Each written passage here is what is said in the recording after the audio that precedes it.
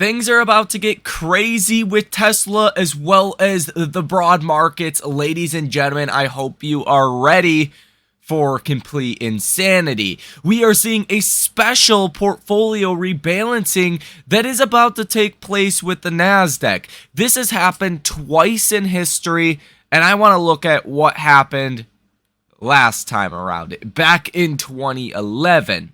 We're also going to get into all of the news on the day today with Tesla and talk about what to expect tomorrow with the CPI report and why I think it's probably going to give the markets a very positive reaction, and this could benefit Tesla quite a bit. Before we get into it, you know the deal. If you like to make money and you want to make more of it, if you want to reach financial freedom as quickly as possible, or just stay up to date with everything happening in the markets as well as Tesla on a day-by-day basis, hit the like button, number 1. Number 2, subscribe to the channel. Number 3, because it's free 99 to do so. If you guys also want to check out the Patreon and come trade with us every time we make a trade on Tesla or any other stock, option, crypto, well, link down below in the pinned comment or the description of this video. Let's get straight into it. Recording this video, this is followed by big tech names as well, like Microsoft down 1/3%, Apple down over 0.5%. Nasdaq as an index is about flat on the day, and the S&P 500 is up about 1/4. Now, this portfolio rebalancing, this is not your typical portfolio rebalancing that happens at the end of every quarter or that happens at the end of a first half of a year or to start a new year. That's when typical portfolio rebalancing actually happens. No, this is a special portfolio rebalancing because your Magnificent Seven has become such a large portion of the Nasdaq. The Magnificent Seven stocks, which include Microsoft, Apple, Nvidia, Tesla, Google, Meta, and Amazon, they currently account for more than half of the index weighting. The Nasdaq 100 special rebalancing, stupid ads, will take place before the market opens on Monday, July 24th to address overconcentration in the index by redistributing the weights. The Nasdaq has only conducted a special rebalance twice in its history, in December 1998 and May 2011. The weighting changes will be announced on Friday, July 14th. No stocks will be added or removed. So we're going to see where the percentages for these stocks are going to come out as. Apple, as well as Microsoft, are over a 12% weighting in the Nasdaq. Tesla is only a 4.5% weighting in the Nasdaq. So I don't expect a big change to Tesla, but Tesla is probably reacting to this over the past couple of hours now. Really, yesterday as well as today could be part of why Tesla has fallen. Another reason Tesla has fallen is, as you might know, Threads could be a problem. And Barron's says Tesla stock might have a Threads problem. We'll talk about this, but let's look at the historical performance back in 2011 when we seen this special rebalancing, and it is not pretty. So we actually seen this portfolio rebalancing from the Nasdaq back here on May 2nd of 2011. Now, you could do the S&P on this, you could do the Nasdaq, they're going to look about the same. So on the S&P 500, from May 2nd, that was the high of this cycle. From May 2nd through June 16th, which is over a month, you dropped about 7.3%. Within the next 3 months, you dropped 20%. Let's go ahead and pull up the Nasdaq here as well. Go all the way back to May 2nd of 2011. And you'll see a similar story here, right? So let's go to May 2nd. Right here, about 3 months later, you fell about 15%. So the last time this happened, it was not pretty. 1998 was the same story, although you did not fall as much. It took a little longer, but you still did fall by quite a bit. And this was rebalancing in the S&P 500 at the time. Now, Barron says Tesla might have a Threads problem. And they say that this is giving Tesla investors the worst kind of deja vu. Twitter might have done it. More specifically, the Meta platforms built Twitter competitor Threads could be responsible for Tesla's latest drop. Cloudflare's CEO ironically tweeted on Sunday that Twitter traffic is tanking. The tweet included a chart showing Twitter's domain ranking falling about 9 spots since the beginning of the year. Google is the top domain on the World Wide Web, according to Cloudflare. Twitter checked in today at number 37. It started the year at about 32, according to that chart.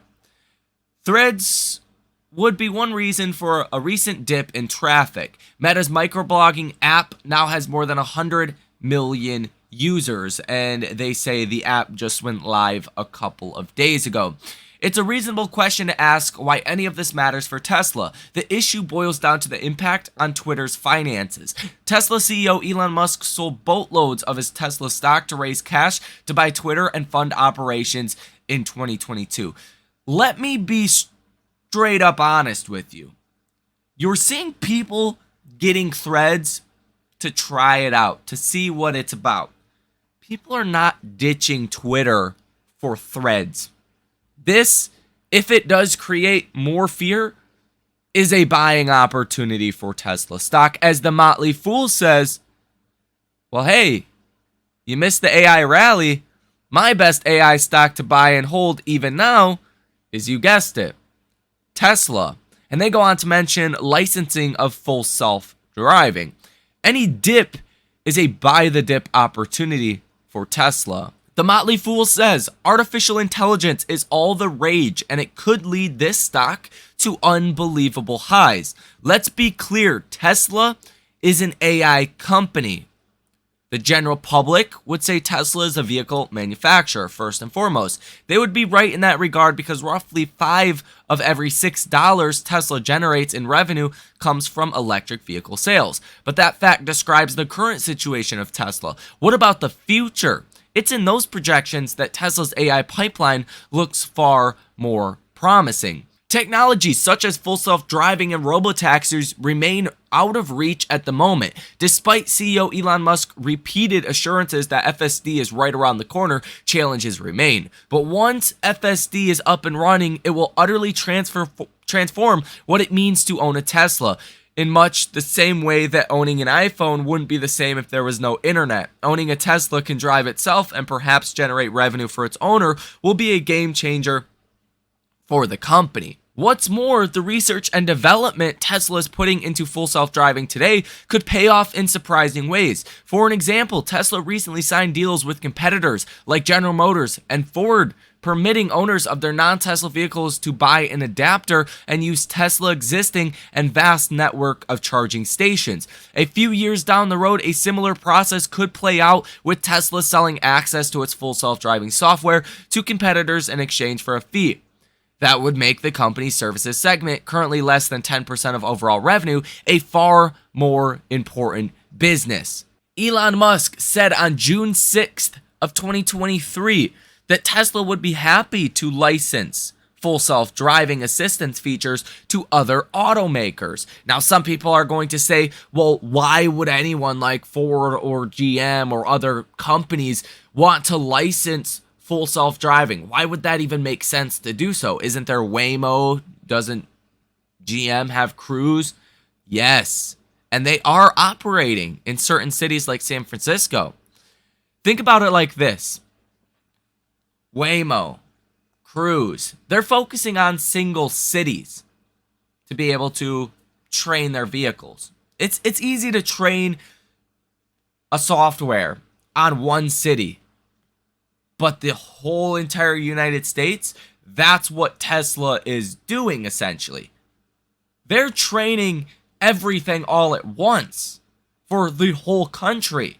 Whereas it's going to be impossible for Cruise or Waymo to train every single city individually. That's going to take decades and decades. Whereas Tesla is taking that sacrifice now to train all of Tesla's software across the whole country at the same time. Again, another example of Tesla and Elon playing chess while other automakers are playing checkers. In the news today, a Tesla bull sees big sales, little profit from charging deals.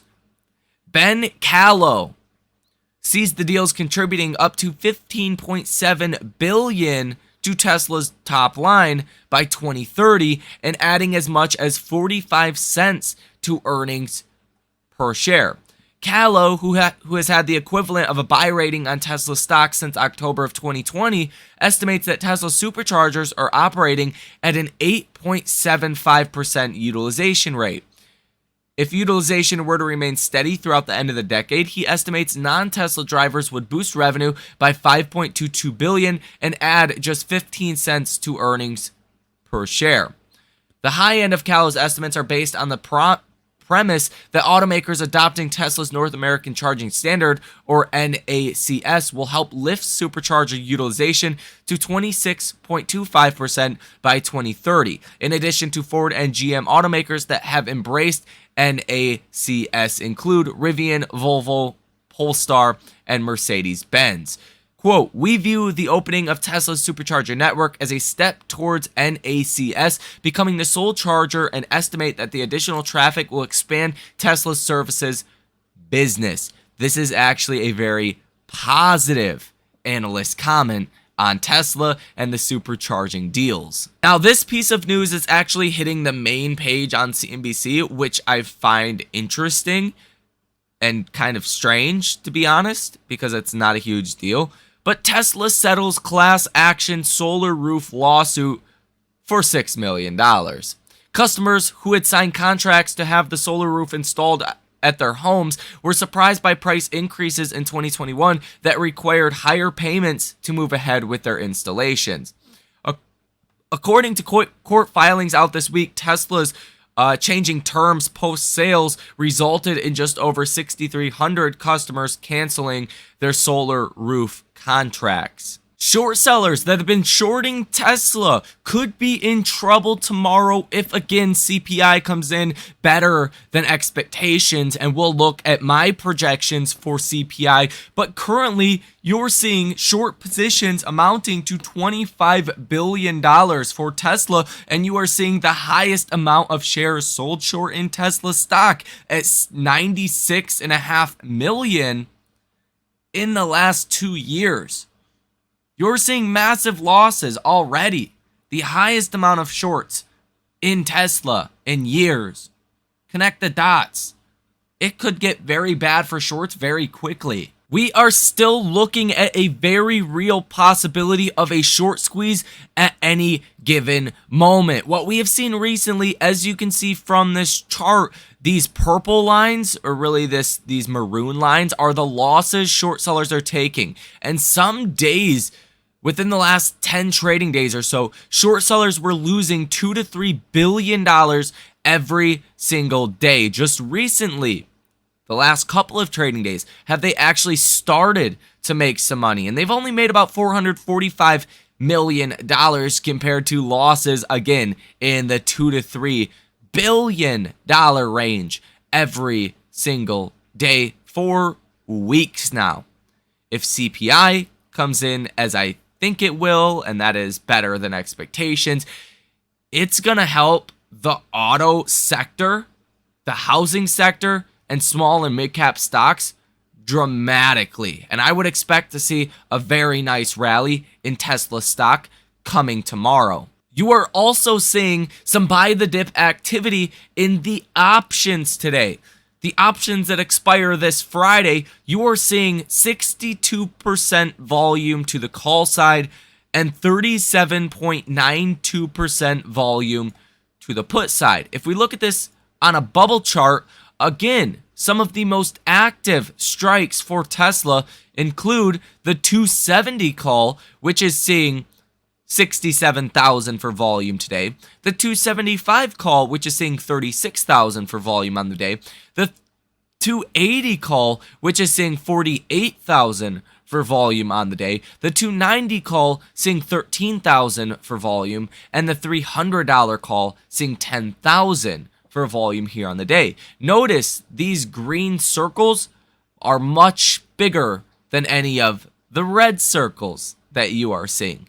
Just meaning the amount of activity you're seeing on the call side is so much greater than the put side. Now, there is some very real signs that inflation is going to come in better than expectations. The biggest sign is the massive outperformance you have seen recently with small and mid-cap companies. Your small and mid-cap companies are the ones that are vulnerable if inflation comes in hotter than expectations, and if the Fed has to raise rates more than what we were previously expecting. Tomorrow at 8:30 in the morning Eastern Standard Time, you're going to get the inflation data. Again, I've said this before, but core inflation, the markets don't care about that as much as they care about headline inflation. It seems ass backwards, I get it, but the headline inflation gives the markets that big move. That's what comes across the news wires as breaking news. Inflation has risen or dropped. It's not about the core. People don't care about the core as much. So what we're expecting from headline inflation year over year is a drop to 3.1%. Last month's year over year reading was 4%. Let me tell you guys right now, if year over year headline comes in less than 3%, or even at 3%, a little bit better than expectations, stocks such as Tesla are going to rip. That's the bottom line. On top of that, if your month-over-month headline inflation readings come in at 0.2, you're expecting currently 0.3%, that's going to be 2.4% annualized. Stocks like Tesla are going to rip. Now, core inflation, I think this is a little bit more of a wild card, but you're expecting a deceleration across the board with core as well. Core year over year is expected to come in at 5%. If this comes in under 5%, again, markets are going to love that. Last month's year over year reading was 5.3%. And core month over month, you're expecting this to come in at 0.3%. Again, if it comes in at 0.2%, we're going to have a very bullish market tomorrow. Last month's month over month reading was 0.4%. But to be clear, the recent outperformance over the last 2 days or so with your small and mid cap companies doing so well is a sign that inflation's going to come in not as bad as what we potentially are fearing. This is a very positive sign. Let me know what you think about this down below in the comment section. What is your estimate for inflation? My official estimates for inflation, I'm going to put your year over year headline at 2.9%. My month over month reading I'm expecting is 0.2%. My core inflation rate year over year, I'm expecting 4.9%. And my core inflation rate month over month, I'm expecting 0.2%.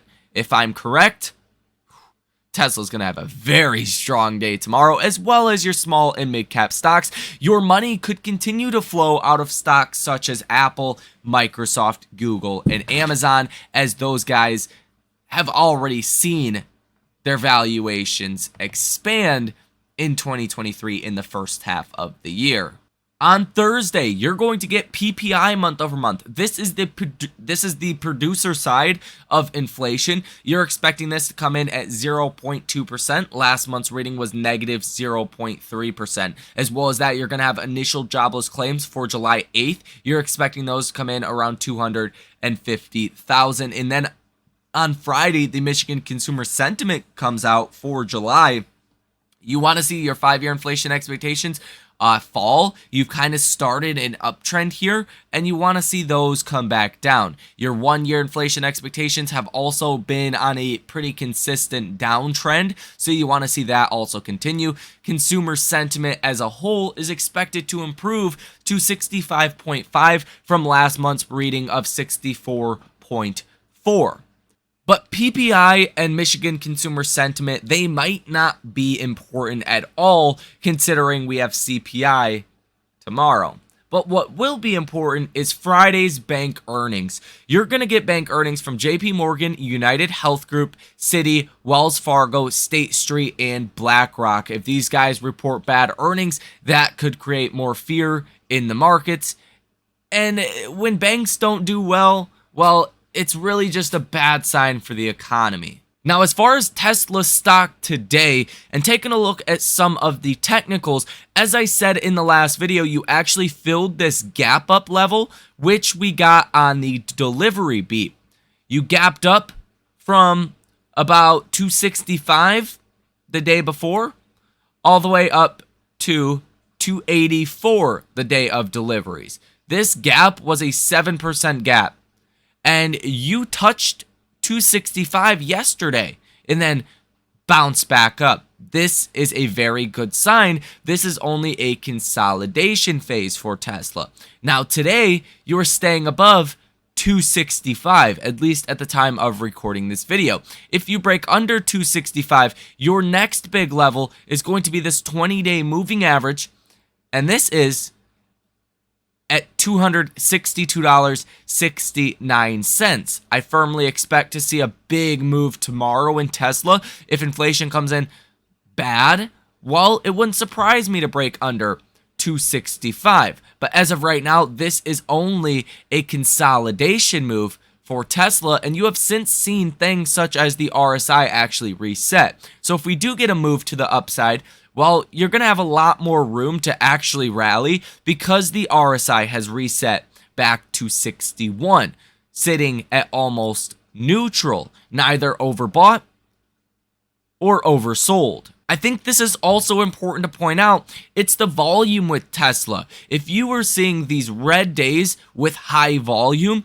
that would be a sign that people are actually selling out of Tesla, that they are actually capitulating and they just don't want to be a part of this stock anymore. That would be a sign that a bigger crash is to come. You've actually seen on these red days less volume. So you're basically getting this imbalance of buyers to sellers, but what's happening more specifically is people are willing to sell the stock a little bit cheaper than people are willing to buy the stock. This is why a stock can essentially go higher off of flat volume or go lower off of flat volume, because it's all about the bid to the ask. If more people start to run up that bid, well, the stock's going to go higher. If people start to, hit that sell button, essentially, and willing to sell it at lower and lower prices, it's going to drive down the stock. Now, what pace are they doing that at is where the volume comes into this. Because if they're